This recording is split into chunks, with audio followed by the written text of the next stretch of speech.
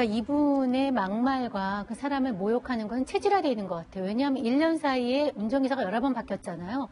그러면 모든 운전기사가 이러겠습니까? 성격이 같겠습니까? 근데 모든 운전기사가 못 견디고 나갔다는 걸로 봐서 운전기사에 대해서 막말하고 하대하고 하는 것은 이제 습관화되어 있는 것 같고, 죄송하지만은 그분의 인격이 좀 문제가 있는 것 같습니다. 예. 인격이 문제가 있는 것 같고요.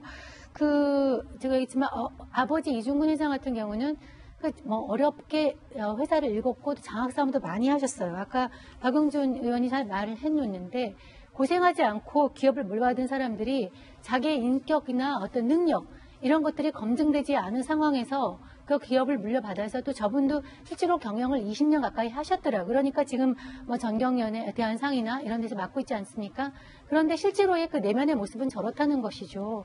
근데 저거는 누가 와도 저렇게 했을 것 같은 생각이 드는데, 또 해명이라는 것이 가관인 것이 녹음이 공개가 됐으니까 인정하지 않을 도리가 없죠. 예. 그렇지만 사실은 알 수 없는 내용.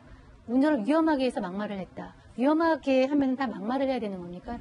그리고 저기 보면은 부모나 외모에 대한 비하나 모욕 같은 경우는 법적으로도 모욕죄 같은 거 성립되지 않나요? 예. 저거는 또 이렇게 해가지고 사회적으로 죄송하다고 넘어가는 건데, 정말 교훈을 못 보는 것 같아요. 땅콩이랑 얘기했지만 현대 알루미늄 사장부터 시작해서 모든 사람들이 지금 우리가 일으키는 모든 사람의 특징이 딱 그거예요. 이세라는 거. 이세 아니면 삼세라는 거. 정말 제대로 못 배워서 그런 것 같습니다. 지금 속보가 하나 들어와 있는데, 잠시 후 오전 10시 30분에 종근당의 이장한 회장이 이 의혹에 대해서 공식 사과를 할 예정이다 하는 건데, 어찌 보면 이게 수순인데, 김弁박사님, 지금 호식이 2마리 치킨도 그랬고 미스터 피자도 그랬고, 일단 공식 사과하고 만약 검찰 조사나 경찰 조사 가서 나 절대 안 했다, 법적으로는 부인을 하고, 그러면서 피해자들이랑 어떻게 보면 돈으로 무마 합의를 하려 하고, 어쨌든 어떻게 보면 공식적인 어떤 그런 프로토콜인데, 이제 국민들 보기에는 지겹죠. 돈을 많이 물려받았으면 이런 것도 다 돈으로 해서 하면 되나, 이거 받아들여지지 않는 거거든요. 아까 그 녹취 파일 보다 보면 그런 얘기 나오잖아요.